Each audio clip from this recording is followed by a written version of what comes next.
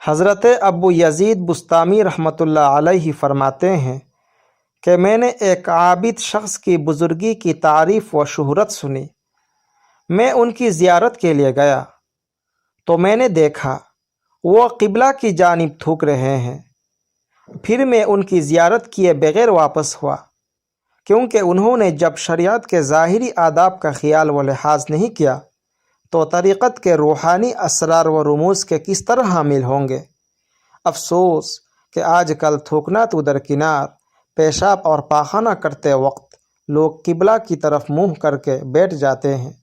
بہت سے گھروں میں بستروں اور چارپائیوں کو ایسی حالت میں دیکھا گیا ہے کہ ان پر لیٹنے والے قبلہ کی طرف پاؤں دراز کر کے لیٹتے ہیں اور ذرہ برابر خیال نہیں کرتے کہ ہم مسلمانوں پر قبلہ کی عزت ضروری ہے۔